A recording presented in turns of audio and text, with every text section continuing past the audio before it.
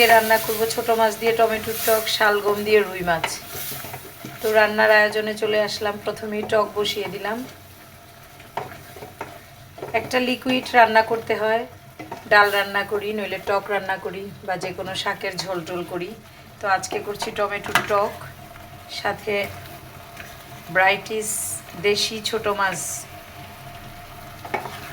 এখানে আছে অনেক ধরনের মাছ, মেনি মাছ, পুঁটি মাছ, আরও কী মাছ, ট্যাংরা মাছ, শিং মাছ, সব ধরনের পিচি কুচি মাছ। এগুলি কাটাকাটি খালারা খুব বিরক্ত হয়, বাট মাঝে মধ্যে তো দেশি মাছের স্বাদ নিতে হয়। দিয়ে দিলাম গরম পানি, টক হবে। পরে দিয়ে দিব ধনেপাতা, কাঁচামরিচ আর জলপাই।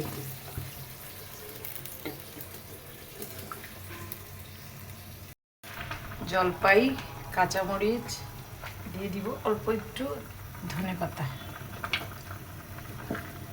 ছোট মাছ দিয়ে টক কমপ্লিট। জলপাইটা ডিপিং করা ছিল, হয়ে যাবে ইনশাল্লাহ। বিসমিল্লাহির রহমানির রহিম। আমি বরাবরই বিচিওয়ালা সিম পছন্দ করি, বাট উজ্জ্বল সাহেব একদম ওই সিম বিরক্ত বোধ করে, সে ওটা খেতে পারে না, ওর বিরক্ত লাগে।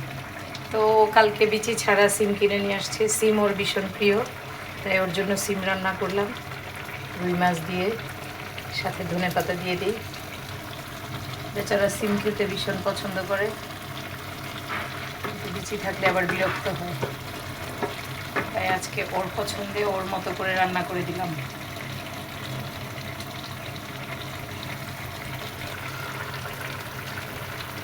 শালগম রান্না হবে, শালগমের সাথে একটু আলু ইউজ করেছি। আর এদিকে মাছটা ভেজে নিলাম, খুব হার্ডলি মশলাটা কষিয়ে নিলাম, কারণ শালগমের একটা ব্যাপার আছে, এটাতে একটু কষাকষি করতে হবে। শালগমের বিষয়টা আমার ভালো লাগে, এই ভেজিটেবলটা আমি পছন্দ করি, কারণ এটা সামারে কোনোভাবেই পাওয়া যায় না।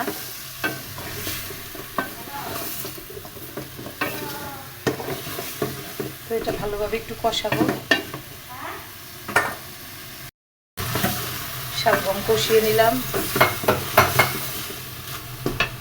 এবার দিয়ে দিব ঝোলের জন্য গরম পানি। অলওয়েজ রান্না করার সময় ফ্লাক্সে পানিটা গরম করে রাখি, এতে রান্নাটা খুবই সহজে হয়ে যায়। মাছ দিয়ে দিব,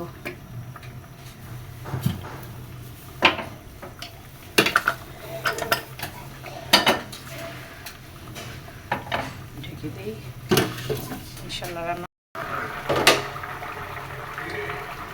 রুই মাছ দিয়ে শালগমের ঝোল ঝোল করে রান্না করলাম। তো রান্নাটা মোটামুটি কমপ্লিট। এবার দিয়ে দিব ধনেপাতা আর কাঁচামরিচ। আলহামদুলিল্লাহ, এখনই সবজি খাওয়ার সময়। আলহামদুলিল্লাহ, শালগম রান্না করে ফেললাম রুই মাছ দিয়ে। মজার মজার সবজি খাওয়ার সময় আসলে এখনই। কিছুদিন পরে তো সবজির ক্রাইসিস থাকবে, ব্রাইটিস কালার সবজি পাওয়াই যাবে না।